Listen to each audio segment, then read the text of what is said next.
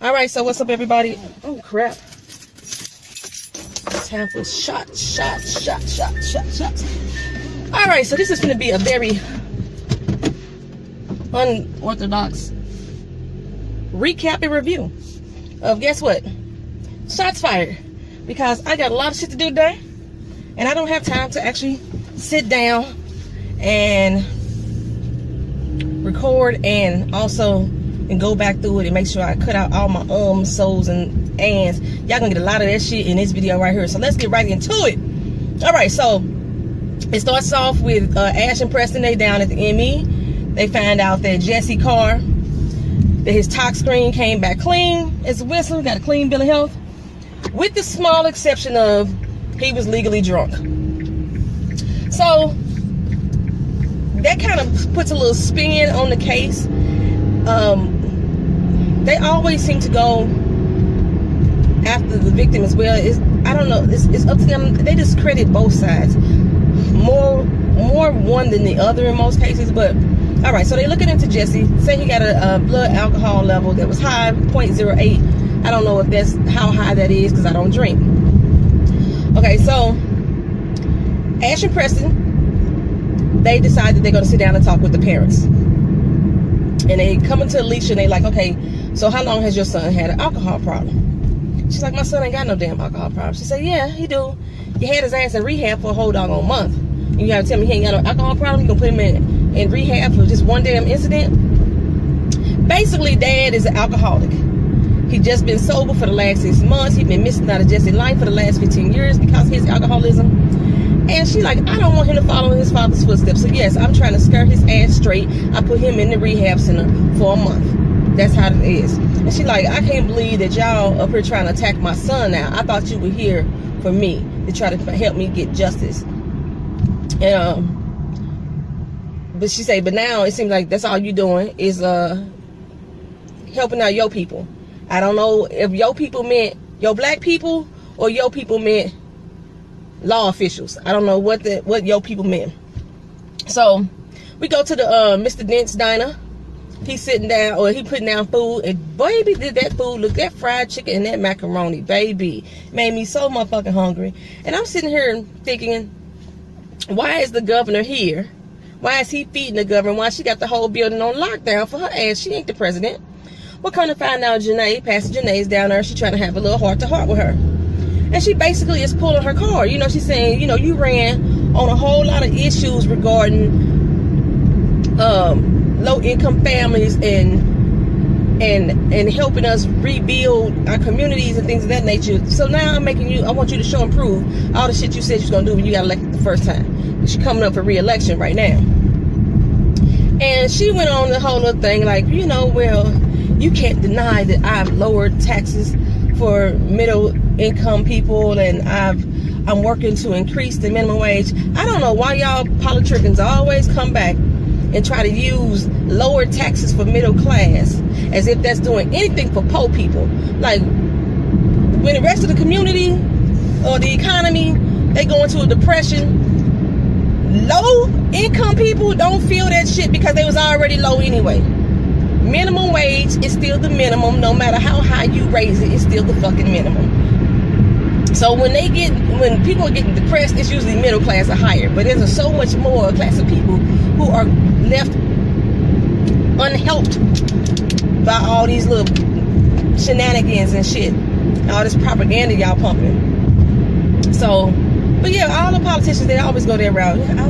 We're working on increasing minimum wage. We're working on lowering taxes for middle class. What the fuck does that got to do with this community that she's speaking of right now? And she said, well, what she asked her, she said, what is it that you do? She said, you know, I serve. She ain't saying whether she served the Lord or she served people. She said she just served, right? She said, what you want me to do? She said, because I'm one, I know you're not DuPont. What the heck is his name? Everybody DuPont. I can't think of his name no more either. Shit, because I'm getting DuPonts mixed up with what's the other show? Rebel. It's a past do-rag on there now, and I keep calling him DuPont. Okay, so she said, I ain't him. She said, I know. She said, what do you want me to do? She said, I want you to fucking serve. That's pretty much it. So in the meantime, over at Alicia's car, Jesse's mom, at Alicia's house, the new person that's running for governor pops up in her crib. His name is Penn Motor. I don't like his name,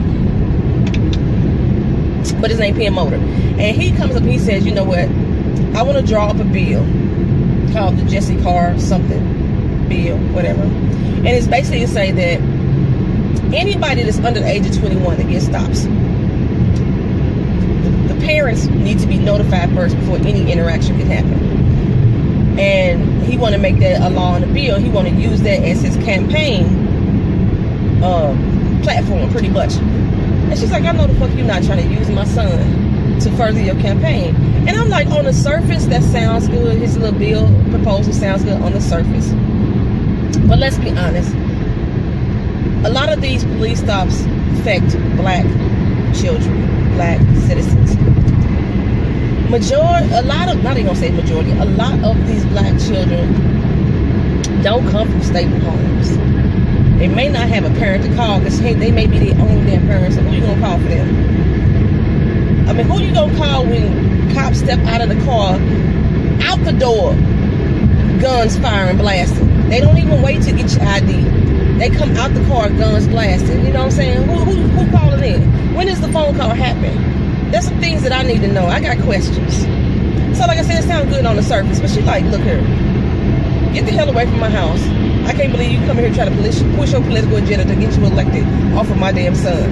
And I do agree that was like really insensitive of him at that moment to be trying to push his political agenda on her. So, oh, I'm reading this fast. Okay, like I said, I'm driving and all this other time. So, there was a news report that came across the TV screen that was basically saying that the investigation is still ongoing. They're going to show the shooting or disturbing video that was found at the time of the scene. You see Mac in the video, Josh. You see Josh in the video backing away from him. He going back to his car, radio, and you see Jesse's body laying on the ground. And the news reporter said Jesse was a native of Gate Station. And I'm like, no, he ain't. Gate Station is the tourist. That's the name of the little housing project. He ain't a native of Gate Station. He's from Oakville. And that's what this, it's like, okay, I live in St. Louis. Ferguson is a county of St. Louis, right? So people from Ferguson are from St. Louis. But I live in St. Louis City. I'm not from Ferguson. You see what I'm saying? St. Louis is the large, is the pie. Ferguson is like a slice of the pie. Like that, you know what I'm saying? So in this same instance, Oakville is the pie. And Gate Station is just a slice of the pie. Jesse ain't from Gate Station. Okay, so let's get that straight. So they go back to, Janae is taking the governor to Shamika's house. It's probably the most cameras this lady has ever seen pop up in her crib in regards to her son.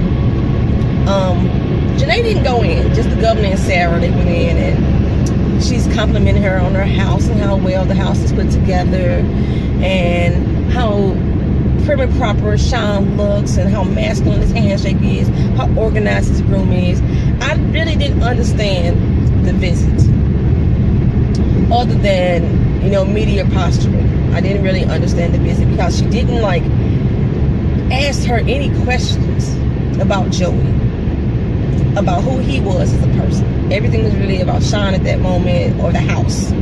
So she didn't ask any questions about Joey. She didn't ask questions about what happened on the day that Joey came up missing, that he got arrested by the cops, what all happened afterwards, you know, as far as the police showing up at your house. She didn't delve into any of that information. So it was just like really just like a dog and pony show. That's how I looked at it. And the fact that they keep offering these motherfuckers tea, that shit is really fucking with me. That they drinking all this tea doing this show.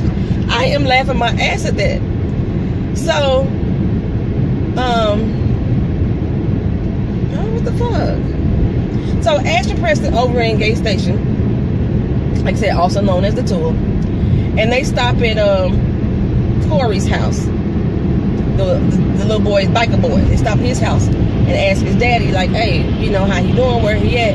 We ain't seen him in a couple days. He said, well, he gone missing for a few days. Usually when me and him get to it, he go spend some time with his aunt. She ain't seen him either, ain't nobody seen him. She's like, you ain't found no report on him? He's like, nah, we ain't found no report. While they talking to him, shots ring out. Oh my God, did I do that backwards? They did. Okay, so I'm gonna have to edit this video. So while they talking to him, they go over to gate station and they're talking to Corey's dad about the fact that they have nobody seen him and they're gonna file his report, and shots ring out in the background. So police roll up hella motherfucking fast. Now y'all know damn well, don't know police come to no black neighborhood that doggone fast. They don't even patrol black neighborhoods. Come on, y'all, not for real, not for real. So the police get there, and it's Breeland and Brooks, Caleb. And Caleb starts to go out the car, and he starts to head in, and Breeland like, no, wait, you can't just rush to a situation. You don't know what's going on. So they actually rolled up in there and come find out that another young man is shot. And I'm thinking, oh God, is that Corey? Ash and Preston roll up and realize it's not Corey. It's another young man that's shot.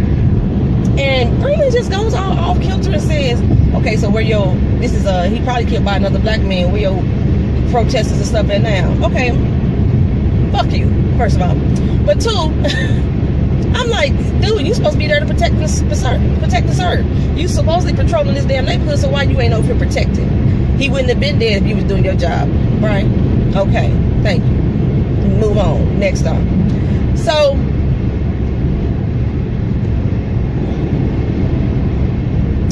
next, Breeland and Brooks, they go shoot some pool. And while they're shooting pool, this drunk dude rolls up on them, and he makes a statement that, you know, when he retired from office, they fill his spot with some with one of them.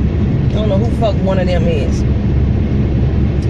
And then he turns and says that he's starting a petition right now to get Joshua back up out of there. And he pulls out this little napkin, and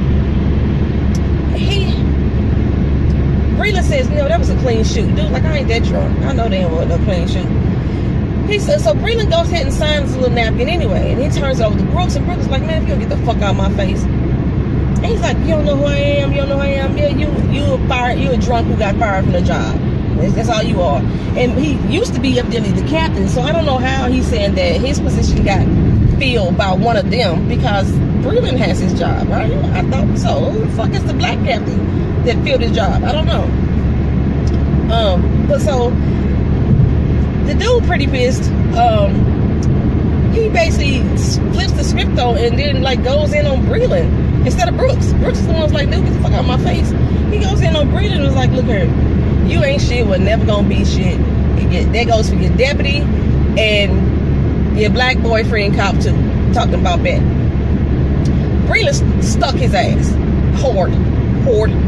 But I don't know if he stuck him because, one, he was disrespecting his character by saying that he wasn't shit, or by calling him a nigga lover, by calling back his black boyfriend. So I don't know.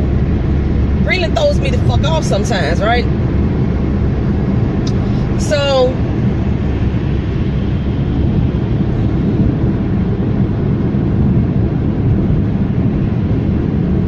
Ash and Preston, they meet up with Pastor Janae, and they're pretty much drilling her about what's going on in the community and how her band of thugs that she got out, her roughhousing people and her street policing. And the whole conversation to me just seems a bit accusatory, and that's all I'm really going to say about that there.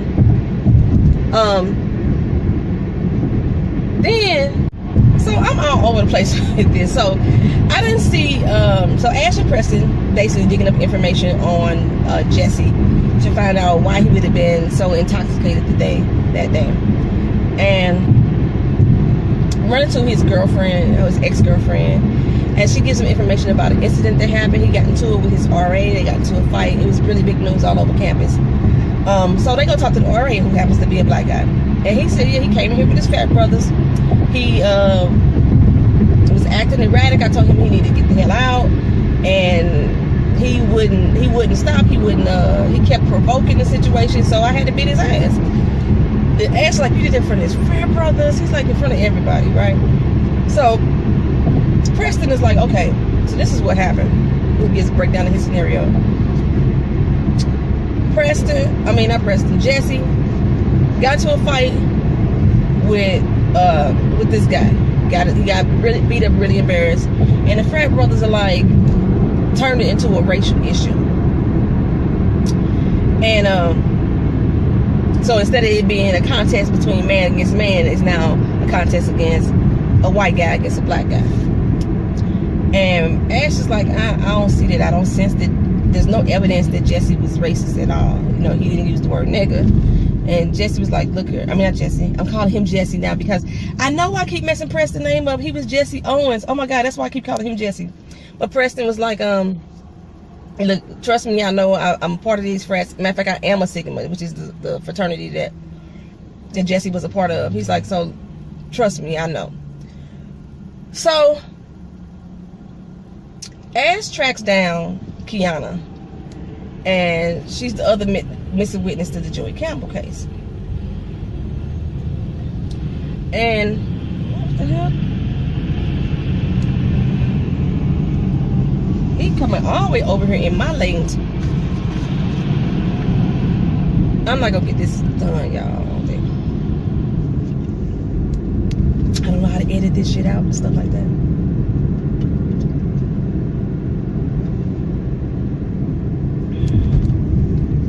Trying to get to work at a decent hour for once in my life.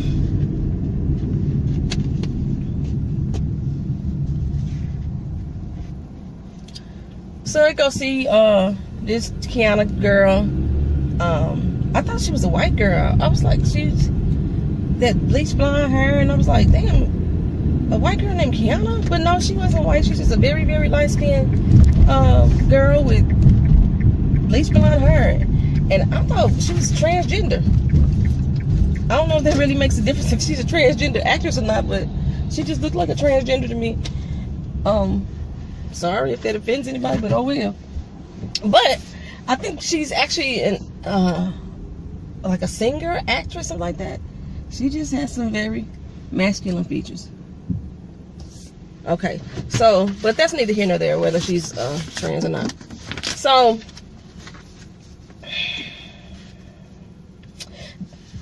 Preston goes over to, well, Ash basically finds out that Kiana is getting paid off for somebody. She got my Kors bags. She got a nice little place out in the burbs now, far away from the hood. Somebody taking care of her real good. And we learned that Kiana is being watched. There's somebody out there doing surveillance on her property. You know, they listening in on the conversation. So she's like, hey, you need to be careful. So Kiana probably gonna come up missing again. But Preston goes over to the frat house and he starts to question the dudes about Jesse's state of mind. And he's like, no, after the fight, you know, we all laughed and joked about it, but that was it. And so we was trying to prep for this party. And he's like, oh, damn, so y'all had to go over to the hood to get some weed. He's like, no, he was going to get some barbecue. You see my face right now. Some motherfucking barbecue. Preston say, you going all the way to the hood for some fucking barbecue. He's like, well, he said that was the best barbecue that he ever had, so that's the one he wanted to get. So yeah, that's where he was going. I'm like, y'all could come up with a better lie than that. Barbecue, really? That's so fucking stereotypically racist. It don't make no goddamn sense. Okay, but you can see that there's one little dude in the background who looked like he got something else he want to say. All right. Okay, so we peeped him. So Breeland shows up at Shamika's house. And she's like, what the fuck you doing here now, right? He's like, the governor sent me. The governor sent me. But basically, he's saying to her, I see you over here sipping tea with the governor. I see you. But I'm going to let you know one motherfucking thing. If you got anything that you need to say, you better say it to me first. It was like a threat, almost. And Shamika basically told him, I ain't scared of you. And just to let your ass know, I ain't scared of you. But yeah, you can see that he was pushing it like he was a threat. Like, yeah, here's my card. If you got anything you need to say, come talk to me. And so yeah, Breeland, like I say, something shady with Breeland. I've been trying to give him the benefit of the doubt, but something shady with his ass. So Jesse ends up going to, not Jesse, damn it, he played Jesse Owens. Preston goes to the frat party. And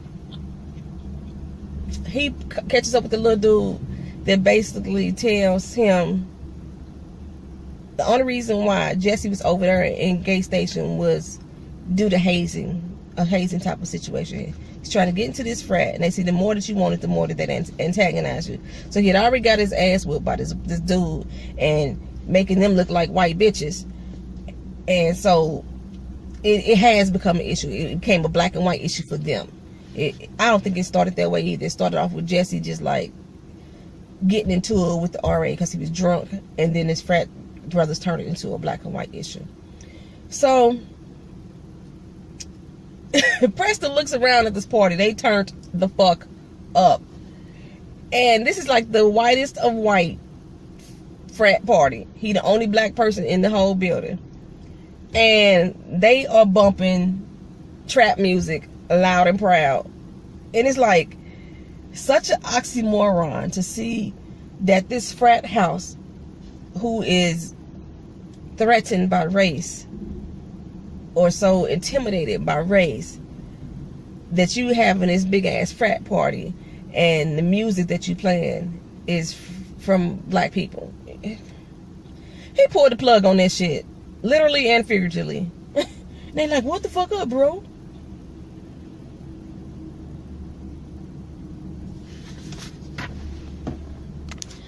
I gotta talk fast. My manager just came out.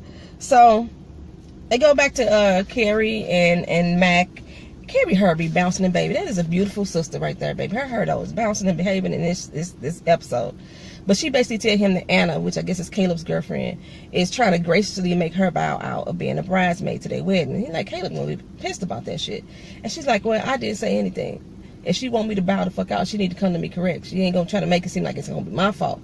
And so right now she's still in the wedding until she stand up and say something. So she reassures Josh that black love gonna keep them together, baby. They gonna go through this together, hold them down. So Ash spots Corey's dad at the police station. He's finally filing the missing person report on Corey. So she follows him, and I think she follows him and leads him to a gas station where he meets up with another dude.